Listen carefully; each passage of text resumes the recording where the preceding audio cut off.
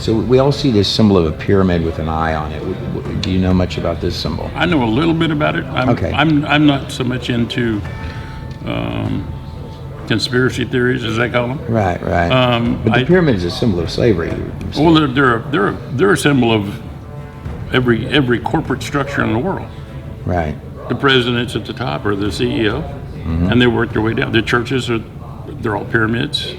Every religion is a pyramid. The people are at the bottom. The rulers are at the top. That's not God's system. Okay. God's system is supportive.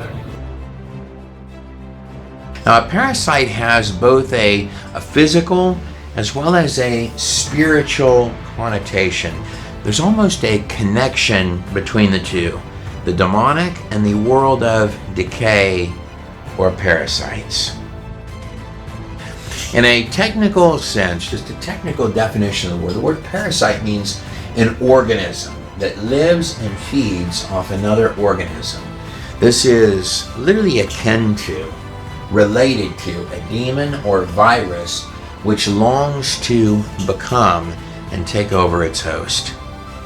You may actually walk around out there in the physical world, and you can look at people, and it's almost like there's spirals in their eyes, like they've become zombies, different levels of zombies. And you say, wow, that's a guy that I knew. It's almost like something else has stepped in and has taken control, almost like a computer virus, but it has to gain access. It not only hates you, but it wishes that it could be you.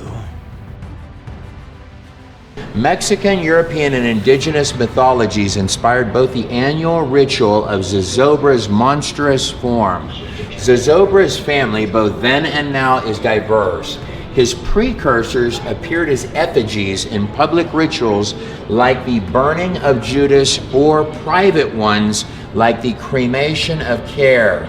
New Mexicans have conjured his tios, or spirit, for other occasions and other places.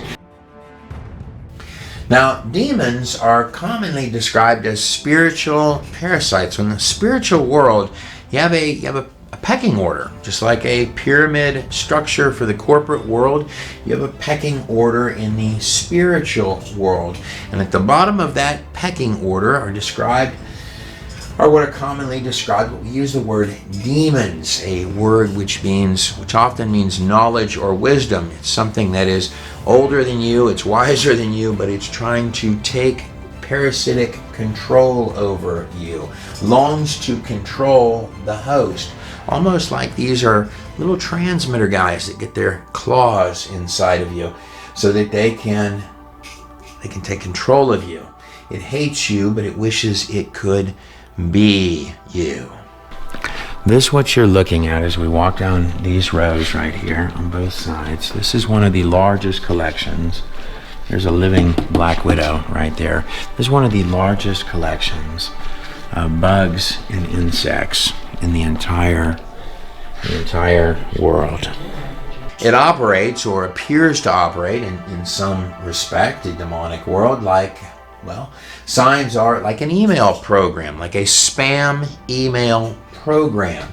The signs of parasites or the demonic are very, very similar. Signs of decay, corruption, abuse, blackmail, coercion, fear, violence, and slavery in all of its forms. These are all signs. You can tell when an area is going downhill or when a person is going downhill and something else is taking control over them.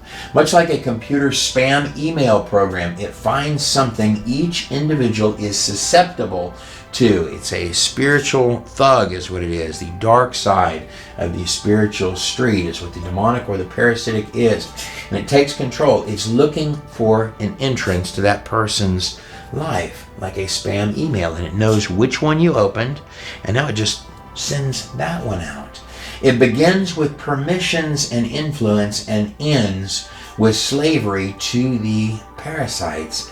That is literally the model. Right here I have case series 8, and I'd like to read it off to you, and I'd like to first bring you over here. It's right next to this right here dangling that my fingers, why don't you come up as close as you can.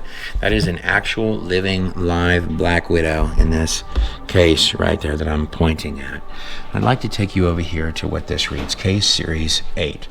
So these guys, these large insects that you see in here, this is how they live. They do this.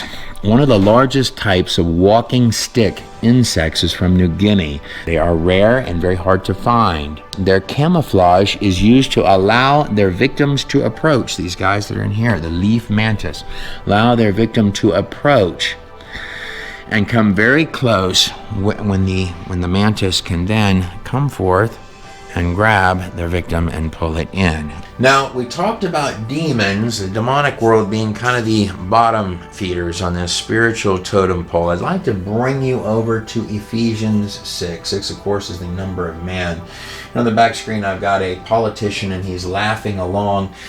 The demonic is always trying to get near and take control of your authority structures. That's how it gets permission. That's how a computer virus would take control of a computer system. It's looking for permissions and places of control. And in this case over here, we have our black widow spider, known for its hourglass, its red hourglass that is on its stomach. There are more than 200 young spiders, young black widow spiders, hatched at one time from one egg sac from this spider here. Now listen to what they do. These small spiders start to eat each other immediately, and usually only 1, 2, or 3 survive to become adults. So they'll literally eat and devour each other for the right to become one of the most venomous spiders in the world, and getting you to laugh along with it. Ephesians 6 verses 12. 12 is a number of governmental authority. Governmental authority. For our struggle, our battle is not against flesh and blood. It's against whatever is behind the person. The person often does not know that it is a spiritual being, a spiritual parasite that is coming through them. They believe that the voice of a demon is their own internal thoughts. I'd like to go through that on this. What does Paul write? Their battle is not against flesh and blood, but against rulers. There's levels to this, a pyramid behind this. Against powers. He's talking about spiritual powers. Physical powers, like the politician here, but being marionetted by spiritual powers against world forces of this present darkness, and against spiritual forces of wickedness in heavenly, meaning supernatural, above the natural, what is behind the natural places is what he's writing. Just as in a computer program, if you had a show code key, you have a whole world that emerges behind the computer program, which is what is marionetting the objects on the screen.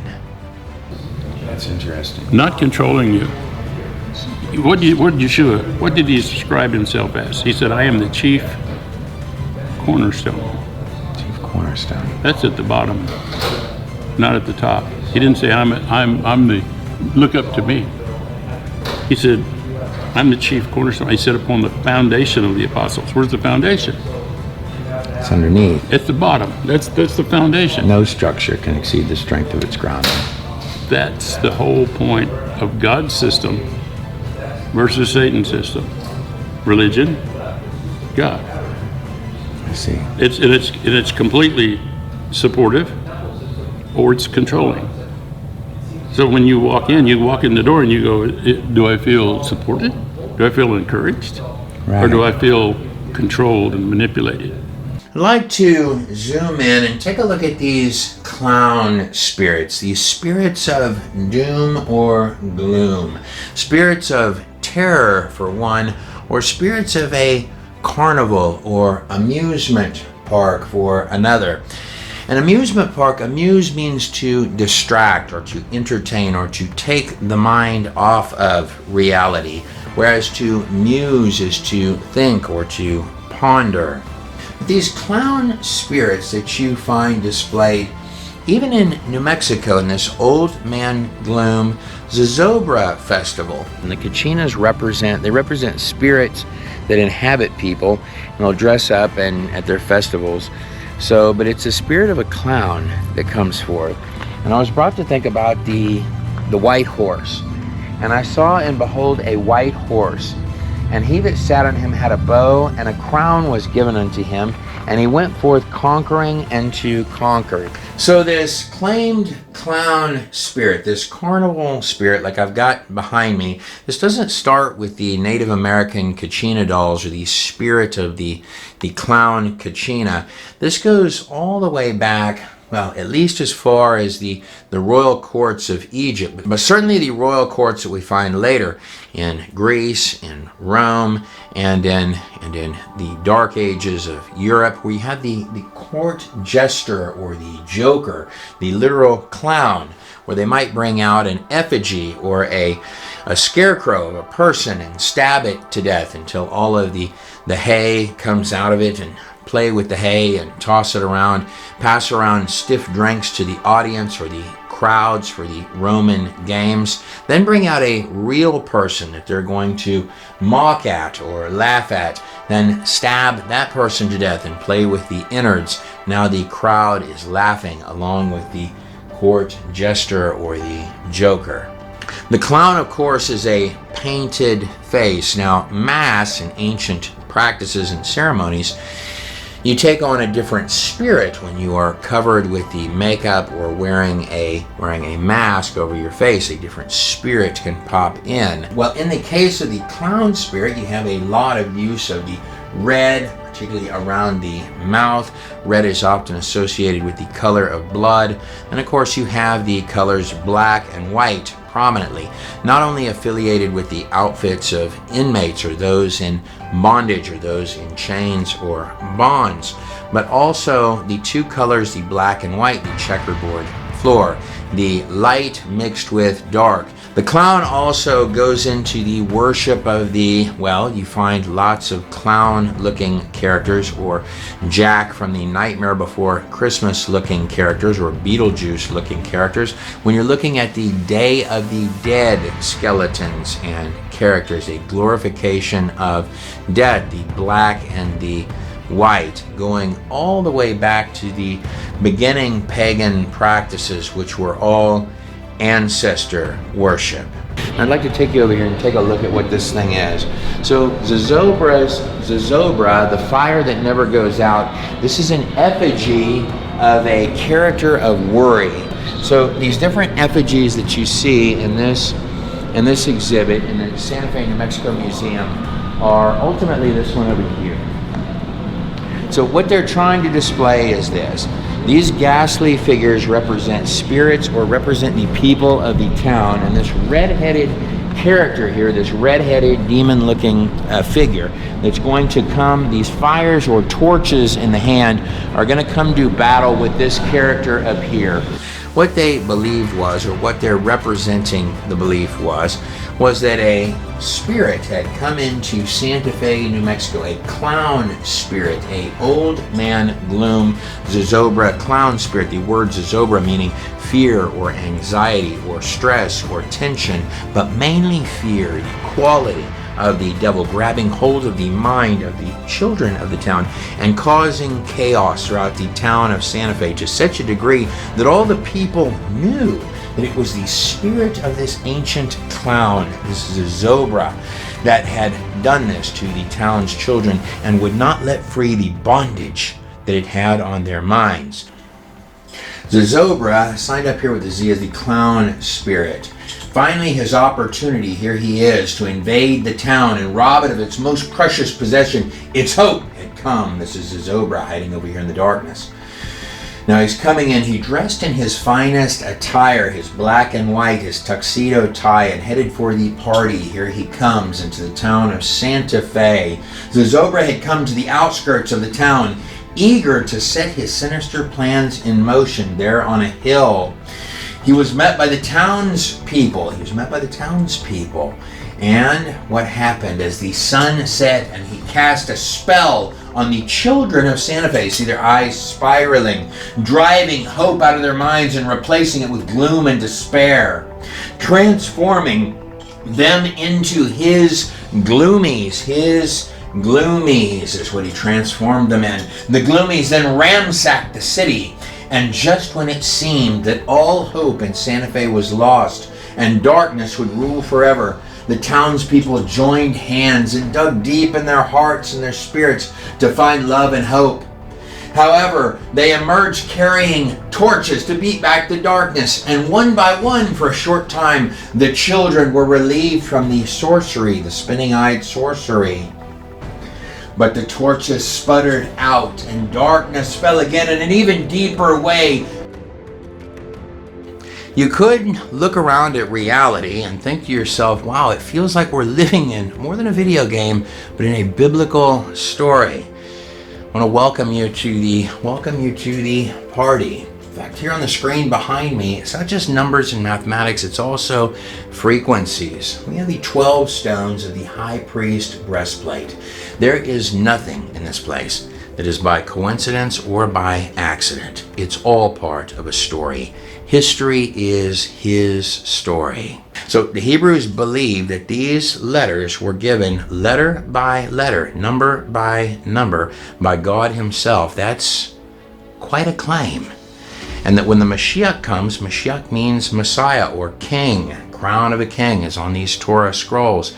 That he'll not only interpret the letters, but the spaces between the letters. So when you look around at the material world, this present reality, and you say, my gosh, and by the way, God created this place. That's why it's such an amazing and mesmerizing mathematical majesty, is because it's created by God himself. When you look around and you say, wow, it feels like I'm living in a biblical story. Well, welcome to the party, Sherlock. At GodInANutshell.com, and I don't mean that facetiously, I mean that if there were one hope that I have over at GodInANutshell.com in that project, this is the Vav that came up behind me. It's number 6. Man was created on the 6th day. This over here is the Vav. There's 2 of those documentaries over at God in a Nutshell. I try to dimensionally layer the biblical text, which would be the pages of this Torah right here, with the history that you're reading on stones that are going all the way back to the beginning, from Genesis and the pre-flood world. That's an incredible film right there, all the way through the Vav films, which all of it ties in together like a literal glove. And at God in a Nutshell, take what you like and leave the rest.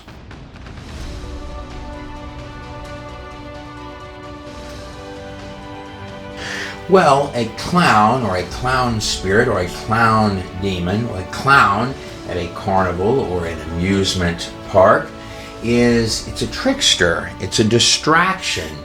Now, a clown is an interesting character, particularly in a spiritual sense. Well, a clown could run up with a knife and say, ha ha ha, I was just joking. Could run straight up at you like it was going to stab you, and then just stop inches away and look at you and say, oh, I was just joking. Or a clown, conversely, could run up and stab one to death while laughing and literally disappear into a crowd of clowns. I came over and I thought about in this pale horse, or this green horse, the horse of plagues or pandemics. And I looked, and behold, there was a pale horse, and his name that sat on him was Death, and hell followed with him. And power was given unto him over a fourth part of the earth, to kill with a sword, and with hunger, and with death, and with the beasts of the earth was given unto this pale and green horse, the horse of Pharmakia, that horse right there. These spirits of gloom, well, they turn out to be real. That means that thoughts have an origin. In fact, if we go all the way back to the Garden of Eden, the first thing that happened to Adam and Eve after they fell, after they ate the fruit that God had told them not to, was that Adam was afraid of God, who he had a relationship with. Suddenly these signals of fear, the Death Star of fear, had audience in Adam's mind. So this means that mankind, many of the thoughts that are coming, all these pushy little thoughts that come in and they tell you that you're not good, that you're not worthy, that this person is doing this and that person is doing that, evil, wicked thoughts, thoughts that tell you not to forgive, thoughts that tell you and remind you what a failure you are, that all of these thoughts, that you have the power to shun those thoughts, to close those doors. And the moment you begin realizing that those thoughts have a source, now they're going to flood you from all sides with those thoughts and act upon you from the outside world. And a parasitic, demonic environment requires, for its maximum control, it requires a polluted environment, a corrupt, filthy environment that it can move freely through. In other words, it wants garbage, filth, and trash. It wants the pollution in every possible sense, even a mental sense in your own mind, that it can operate through and wear a person like a glove. It doesn't want you escaping and figuring out that you have your own. There are three voices that are possibly in your head. One is the voice of you, your own internal thoughts. You're your own person. The second are these other intelligences, these demonic intelligences that also have their own personalities, and they wish to pop in and live through you, to run you like you were an empty shell, a vessel that they could just act and move through. That's what demonic possession is, to all its various degrees. The third is that the voice of God himself, your creator, can act and run right through you. That's what we call the Holy Spirit. It is the bug spray for the mind virus. Quite literally, in fact. So I bought this Kachina doll right here, and I bought this hammer at this store behind me, but it has this thing had a spirit behind it. It's an idol, and the Bible talks a lot about idols, and I felt uncomfortable with it even in the car with me. And it's a clown. It's a clown spirit. I mean, that's actually what they call it. So it has the spirit of a clown, and it's a spirit that causes mischief, and that's what it looks like. Now, what we're really reaching into there is we're reaching into the history of the United States, because just like internal parasites are trying to take over the internals of our body, or a demon may be trying to take over the physical control of our bodies, well, externally, they're trying to take over territories, actual lands, authorities, and territories. That's what Paul's writing about, that these are principalities, powers over rulers of territories in the high or heavenly places. Well, 1607 is widely regarded as what's called first landings. In April of 1607, the three ships, always notice the numbers, of what is commonly called first landings arrived at the shores of Virginia. These are the Susan Constance, the Godspeed, and the Discovery. I find those to be fascinating names. Now, whereas we all keep track of Christopher Columbus in 1492, this is commonly considered first landing, 1607. They planted a 7-foot wooden cross in the ground. They planted in the ground, and they prayed the Lord over this nation. This United States, what would be born this United States, with a dedication to Jesus Christ at Cape Henry, Virginia, April 29th of 1607.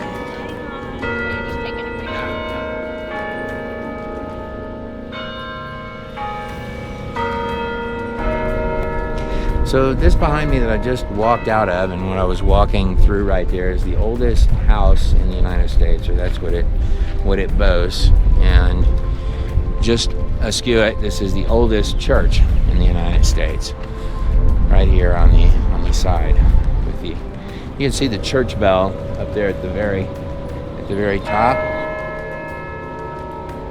Now that dedication reads like this, and in truth, this is really what the entire fight's about, guys.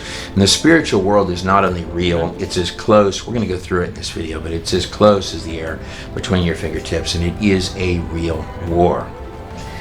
1607. this is what they stated. We do hereby dedicate this land, this coming United States, and ourselves to reach the people within these shores, this United States, what would later be this United States, with the gospel of Jesus Christ, and to raise up godly generations after us. And with these generations take the kingdom of God to all the earth. May this covenant of dedication remain to all generations, all generations. From these very shores the gospel shall go forth, not only to this new world, but to the entire world. This was the dedication in 1607. Now, similarly, if we come out to the dusty western towns of Santa Fe, New Mexico, in 1610, you have the San Miguel Chapel. This is commonly believed to be, or stated to be, the first church building. San Miguel Chapel is a Spanish colonial mission church in Santa Fe, New Mexico. So this is the inside of one of the first churches, or the first church structure in the United States, built in 1610. And what you see right down here, these are the original steps, or the original floor of that church and sanctuary that you see behind me. Originally built around 1610, it is often referred to as the oldest church building in the continental United States. The devil is always right behind the people of God. Whatever the Lord is doing, the devil is always crouching right there at the door. It is just across from the Loretto Chapel with its mysterious staircase, with those 33 stairs and this strange carpenter that came as an answer to prayer, as well as only a few blocks from the Santa Fe Trail, the main trade route, and the Palace of the Governors, the first political building in this United States. So this is the corner of Old Santa Fe Trail and Palace Avenue in the heart of Santa Fe, New Mexico. And right down here, you see all of the Native American from the Pueblos. They actually cast lots for the spots to sell jewelry and turquoise right here along what's called this is the infamous and historic Palace of the Governors right here on the corner. So, and as we cross the street right here, this is one of the oldest seats of political power in the United States. Is right here, these corners on which we are standing. This brings us to the year of 1618. Some will argue 1610, new archaeological evidence argues 1618, whichever number you prefer. 8 is a number of new beginnings. 1618 is also the golden number, or the golden ratio, or 1.618, a number that I'm particularly familiar with. So as we walk across the street right here, this is Washington Avenue, and actually this is 103 is the address, Washington Avenue. And I'd like to take you over here on this side of the street. This imagery right here that you've got of this character, this is the Palace of the Governors, the first political building in the United States that you're looking at right here on the screen behind me. The first political building in what would later become this United States. It served first for the Spanish, and then later the Mexican independence, and then for the state of New Mexico. The tribes, the Indian Pueblos, would come together and they would meet there, and then later the Spanish met there, and then later this would be the place of meeting for the governors of the Spanish, and then later the United States, and then later the offices of the Manhattan Project would be right here, all at that corner in this place called Santa Fe, New Mexico. So right here you've got the old Spanish trail. This is the original route. Actually, the horse stands where the old Spanish trail ended is actually right here. Now, what you're looking at on this side, I'd like you to notice this figure that we're passing that's kind of got an animal head. It's clearly got something with horns, like you'd see a goat head or a deer head, but some kind of a creature's head, a beast of some type with a crow on top of what it's holding with the spiral shape in this hand. And over here, kind of a lightning bolt or some figure thereof. I'd like to walk you this direction. So this kind of artwork right here that you see right here, this spiral shape in petroglyph, this is some of the oldest drawing of artwork that you're going to find in the world. These spiral or dimensional type of shapes that you have. I'd like to walk you over to this imagery here. You've got one with two sets of arms, and you've got one right here. Why don't you come in close to it so the sunlight will give you an image of the character. You've got this character here that is standing up with its head up. It's got a dead head in this side. Now, Lew Wallace, who wrote the final parts of his book, Ben-Hur, A Tale of Christ, he wrote this in this building while serving as the territorial governor in the late 1870s. He remembered back later in life that it was one night during a severe thunderstorm in the spring of 1879, after returning from meeting with Billy the Kid in Lincoln County, a tense meeting with Billy the Kid in Lincoln County, that he's in there writing the book Ben-Hur. Ben-Hur, one of the famous tales of Jesus Christ, and they were nervous that bullets might come through the building and shoot them dead because these were tense times with Billy the Kid in Lincoln County. Some of your best Western stories come from this time and these areas. The Lord has given you a cool history in this United States. Whatever the case, he wrote the climactic crucifixion scenes of that novel after meeting with Billy the Kid in that building in Santa Fe, New Mexico. And this is where the office was for the Manhattan Project originally. I believe it was 109 Palace Avenue. So this is East Palace Avenue right here. And what I found interesting, so so this street here, so you have Palace Avenue and you have Washington Avenue where they come together. And then right over here, I'm not sure what this character is, but it has a crow. It has some kind of a stick or a lightning bolt in its hand. It's like a goat or deer horns. And then over here we've got, of course, our crow. I'm not sure what this circular thing represents, but now I find it interesting as well as fascinating that right there on the corner of your oldest governmental building in the United States, or one of them, or close, as well as the offices of the United States, what would be one of the largest projects that the United States did, the Manhattan Project, where you developed the atomic weapon that would put the United States as a top dog in the world. It was the Lord that decides these things. And right there across from where all this occurred is this ancient deer-headed shaman that is holding up in one hand a mystical staff and in the other hand a falcon, a raven, a crow, like the worthless bird that Noah released from the ship. It was the raven or the falcon that went to and fro, just like in the book of Job. The devil went to and fro until he came across Job and decided to test Job.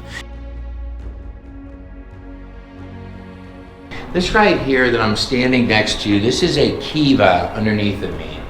And inside the kiva, you've got a fire pit for light and warmth in the center, but you also have this small hole that's down there on the bottom that's actually called a sipapu. Now the sipapu it's a spirit world entrance is what it is.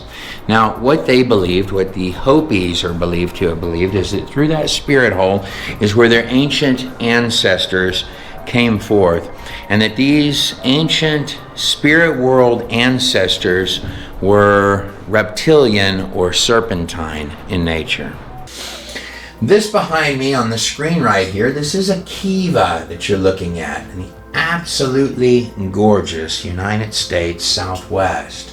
Now in Hebrew, the word kiva interestingly means protected or protector. I'm brought to think of David writing about, when I look at these different mesas, like the Mesa Verdes that the Indians constructed, I'm brought to think about David writing about his strong tower. His strong tower, because that's what they are. They're a defensive mechanism, but they're also a home, but they were defending themselves. However, when they would get together with their families, in the kiva, a name which means protected or protector, you had what was called the sipapu. Now sipapu is a Hopi word, Hopi Indian word. Now it was a small hole. Here's a strong tower But the occult is always right there at the door. Paul said, I die daily. However, the Sipapu, a Hopi word, was a small hole or indentation in the kiva floor, symbolizing the portal through which their ancestors, ancient ancestors, first emerged or entered into the present world. The occult is always right there. It's all. When you go back into the ancient past, it is littered with ancestor worship. But who were these ancestors? So right here at the Loretto Hotel, so this is on a center pedestal. They'll state that this up here is the head, representing the head of an American Indian named Popeye, that led a rebellion against the Spanish and ultimately was victorious in an unlikely victory that the Native Americans had. And it could represent that. And that these three over here, these three masked figures, are three spirit guides that Popeye had to guide those victories. However, what it more seems to represent is that this right here would be the head of the fire spirit, or the fiery stone number 9 would be the head of the fire spirit, which would come over and make more sense to be lighting on fire these spirits over here that are the spirits of gloom, of the zozobra, that you actually read about in the Santa Fe Museum downtown.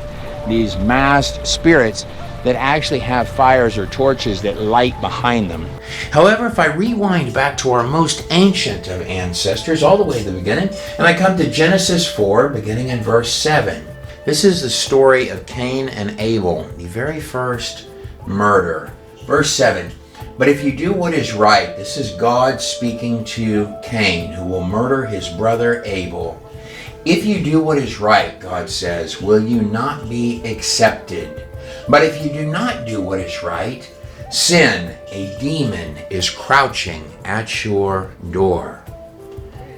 It desires to have you, but you must conquer it. You must master it. You must rule over it. The spirits of gloom, of the zozobra, that you actually read about in the Santa Fe Museum downtown. These masked spirits that actually have fires or torches that light behind them, just like the zozobra. And this happens every single night right here on the square, right next to the Santa Fe Plaza. I'm brought to think of the book of Psalms, Psalms 18. I will love you, O Lord, with all of my strength. The Lord is my rock. He is my fortress and my deliverer, my God, my strength, in whom I will trust. He is my shield, the horn of my salvation. He is my high tower. I will call upon the Lord, who is worthy to be praised. So shall I be saved from my enemies. The sorrows of death compassed me. The floods of ungodly men made me afraid. Even the sorrows of hell compassed me about. And the snares of death were at my door. But in distress I called upon the Lord. I cried out unto my God, and he heard my voice out of his temple. And my cry came before him, even unto his ears. You, O Lord, have also given me the shield of your salvation. For the Lord my God lives. Blessed be my rock, and let the God of my salvation be exalted. So it turns out that God is real, and that's a pretty profound statement. In fact, stating that you have in your possession actual words of God is a profound statement. That's exactly what's being expressed in Galatians 5, and that there are deceptive parties within that world once you discover its existence. Specifically, 5, beginning in verse 16. So I say, walk by the Spirit, and you will not gratify the desires of the flesh. For the flesh desires what is contrary to the Spirit. You have two things at war with each other. That's where you get the very definition of spiritual warfare. They're in conflict with each other so that you cannot do what you wish. But if you are led by the Spirit, then you are no longer under the law. Now God states that his works are before you, that all creation declares the glory of God, and that the laws of God are actually written on the heart, even without one page or passage of a scripture. But we all know what the difference between good and evil is, and we've got a clown spirit back here. For the acts of the flesh, or the acts of the demonic, the two are synonymous. Doctrines of devils or doctrines of men. The acts of the flesh, the acts of the devils are obvious. The other spiritual voices that come in with their own personalities. And they are sexual immorality, impurity, debauchery, idolatry, that means idol worship, and witchcraft. Those two go hand in hand.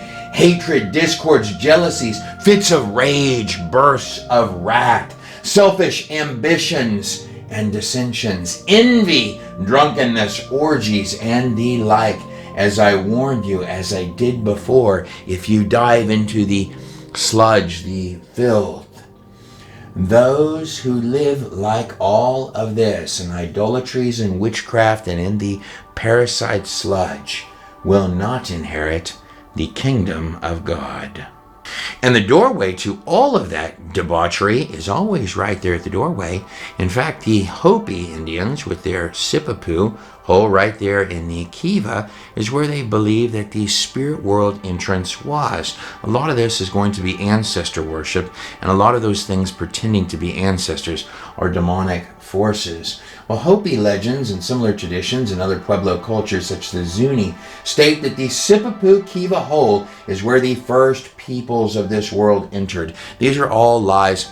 Satan is the father of lies and deceptions. Also in their legends, they have the spider goddess, or the spider old woman, weaving her ancient webs. A lot of the demonic is compared to insects, which I find interesting.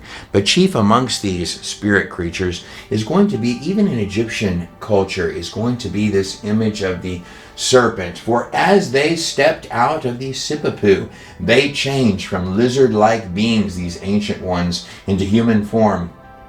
It is from this point that the first peoples, now this is according to the legends coming from the demons that are talking through that spirit world. Your creator isn't really God. It's a bunch of serpent beings and spider people and insect creatures. It's really us that created you. These are called lies. They actually, that Sipapu hole is connecting you straight to the voices amplified from the pit of hell. It is the voice of the mind virus, which is always present when God's not there. He is your staff, a staff unto the righteous, with a good shepherd. That's what Jesus is. That's what you're being told in the text. Now I'd like to take us over to Mark 9. Almost sounds like a NASA space shuttle or something very science-y, doesn't it? Over to Mark 9, Transfiguration. 9, of course, in Hebrew would be the Tet. In Hebrew, beginning in passage 2, after 6 days. God always wants you to know the exact number of days. He's a God of numbers. In fact, he's got an entire book of your Bible is titled Numbers. But after 6 days, 6 is the Vav, that's the number of man. The nails in the wrists and one in the feet, there were 3 Vavs, 3 nails. One in Jesus' hands and one in the feet, 3 Vavs. And after 6 days, Jesus took Peter, James, and John, those 3 disciples, with him, and led him up to a high mountain. This mountain would be Mount Hermon. Most all scholars agree on that. It's the only mountain there, where they were all alone. And there Jesus was transfigured before them. He was transfigured. His clothes became a dazzling white, whiter than anyone in the world could bleach them. And there appeared before them Elijah and Moses, who were standing with Jesus, all 3 standing together. So he transfigured before them, and in the midst of what they were looking at, there were 3 figures before them. Verse 7, Then a cloud appeared. 7, of course, is the Zion. And these events are taking place in Israel, a Zion. Then a cloud appeared and covered them. And a voice came from that cloud and said, "This is my Son, whom I love. Listen to him." Verse 8, number of new beginnings. Suddenly, when they looked around, they no longer saw anyone standing there except now just Jesus. So this cloud and mist comes of power and light, and there were 3 figures with Jesus, and then as it backs out, they're standing, and there's just Jesus, like a peeking into another dimension. Suddenly they looked around, and they were all alone. There was no one there except standing Jesus. That's all you need, by the way. Now in verse 9, so Mark 9 verse 9. Mark 9 verse 9, they're coming down from the mountain. This would be the mountain of Hermon, where Pan's cave is, where the elites of that time would go and they'd worship the god Pan or Enkidu or Tammuz, the gods of Baal. This goes all the way back to the very beginning.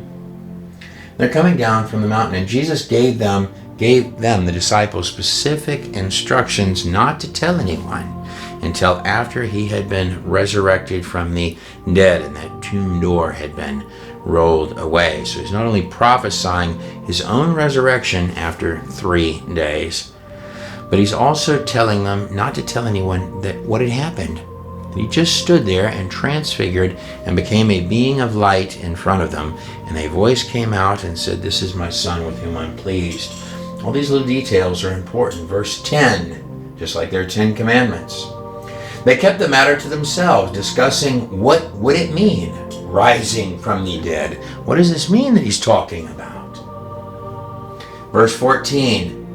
When they came to the other disciples, they saw a large crowd around them and teachers of the law arguing with them. So at the base of Mount Hermon, where 200 angels, 200 rebellious angels had made entrance, where men now worshiped Satan at the base of this mountain in a very pretty area full of groves and full of pretty streams and full of gardens, is where they're now worshiping Satan. He found what?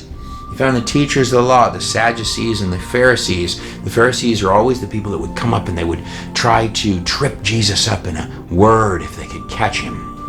Well, let's come over here to Mark 9, verse 17 at the base of Mount Hermon and our Parasites and find out what else we find where the groves are, where the god Baal is, Tammuz, Enkidu, the ancient Baphomet or goat. A man in the crowd called up, comes running up to Jesus, says, "Rabbi," which means teacher, "Teacher, I brought you my son who is possessed by a spirit that has robbed him of speech. Whenever it seizes him, it throws him to the ground, and he foams at the mouth, gnashes with his teeth, and becomes rigid. I asked your disciples to drive out this spirit, but they could not." There's the vav behind me, the number 6. It's always fascinating where the numbers or the letters, these symbols, fall. They could not cast out this spirit, but this is what's occurring at the base of that mountain, where the uppity-ups, the kind of people that will argue Jesus over a word. Yet you have children running up that are foaming at the mouth, and their fathers say, "Lord, even the disciples, Jesus can't cast the demon out of this kid." That's what's being stated. So they brought him, the demon-possessed child, before Jesus. And when the spirit saw Jesus, it immediately threw the boy into convulsions. He fell to the ground and he rolled around, now foaming at the mouth. Here we have our clown spirit, our painted clown spirit in his circus, his amusement park behind us. I asked your disciples to drive out the spirit that comes into the boy, but they could not. "But you can do anything," the man says. The boy's father pleaded to Jesus, "Please take pity on us." So whatever this problem is with the boy with spiraling eyes, whatever this is, please take pity on us and help deliver free from bondage my son. "If I can," Jesus replied rhetorically, "everything is possible for one who believes," Jesus says. 24. That's a number of high authority.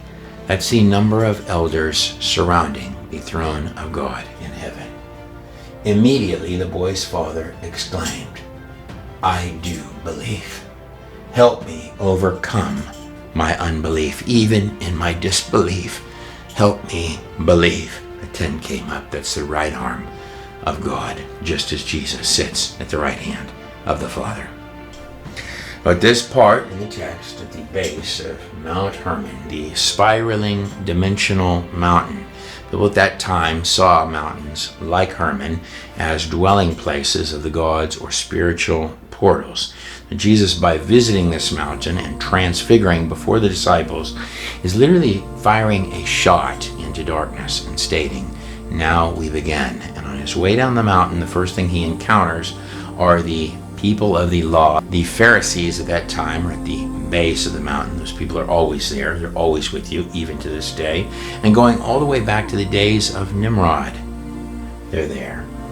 And the child is running up, foaming at the mouth. Here's the demon behind it. And when Jesus saw that the crowd was running to the scene, he rebukes the impure spirit. And he said to the spirit, you deaf and mute spirit, I command you to come out of him and to never injure him again. Then the spirit, this thing here, it shrieked and convulsed and it threw the boy violently. And the boy looked so much like a corpse that many said, I believe this kid is dead, at the moment that Jesus says, come out of him. And now the boy is just laying there on the ground. But Jesus reached down and took the boy by the hand and lifted him to his feet. And he stood up. And the boy, now clear of this demon, something had taken over his body. The scales had fallen off of the eyes. And when Jesus had come into the house, this is 28, 2 times 8, 88 miles per hour, the speed you'd go back in time. 8 is always the number of new beginnings. And when Jesus had come into the house, his disciples asked him privately, why could we not cast it out? And Jesus said, this kind, the kind at the base of the mountain, where you're worshiping the god Pan, this kind can come out but nothing but 2 things, prayer and also fasting, getting all of the things out of the system. What kind of things do you think might be in a boy that's at the base of Mount Hermon? It's not just all of the unclean foods that we're reading about before and all of the parasites that come with those things, but all of the pharmakia that goes along with them. Now, remember, we're coming off of Mount Hermon, and we've just delivered a child who is so possessed by a demon that he's foaming at the mouth. And the Pharisees, who are always trying to trip Jesus up, if we could just catch him in a wrong word, we'd have him. And Jesus is surrounded by little children, still with these claimed teachers of the law, these Pharisees that are looking to catch everyone else. They are the dictators of the law.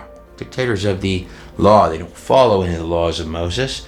They're out there worshiping Baal. And surrounding them are where children might have spiraling eyes. But Jesus sits down with the little children, with these leaders of the law and these elders surrounding, assuredly in verse 36, 3 6s. And he took a little child and he set that little child in the midst of them. But whoever hurts one of these little children, why would that come to mind when the speakers of the law, the same people trying to catch Jesus up in a word, are surrounding? But anyone who hurts one of these little children, who causes one of these little ones who believe in me to stumble, it would be better for him in that day if a millstone were hung around his neck and he were cast into the sea. A millstone is a large stone like this, a circular stone with which they would crush olives or grapes. I want to thank you for watching this presentation. There's a way longer version, far more edgy version of this film, Parasite, over at godinanutshell.com. So this behind me, this was the Ranch Boys Home, which is what this was prior to it becoming the Manhattan Project. And the offices for that were 109 Palace in Santa Fe, right across from where we're staying in downtown Santa Fe. Here's these symbols. I bought one of these hats in the Los Alamos Museum, the Los Alamos History Museum. Here's a hat that I bought, and I noticed this symbol on quite a lot of things. This is the symbol that they would have worn on their shoulder patches. Some of them were working at the Manhattan Project at that time. I would like to invite you to come over to godinanutshell.com. We have an incredible array of documentary films that are enjoyable enough for a fifth grader and intellectually satisfying enough for any PhD. On the screen behind me are just two examples of those films, The Pre-Flood World and the film The Vav. This film is dedicated, as with all the films at God in a Nutshell, to my Lord and Savior, Jesus Christ. Here on the back screen, this is the name, the unspeakable name of God in Hebrew, Yod-Heh Vav-Heh. Behold the hand, behold the Vav right there, the nail. I'm Trey Smith of God in a Nutshell. God bless every last one of you and your families on the other side of the screen.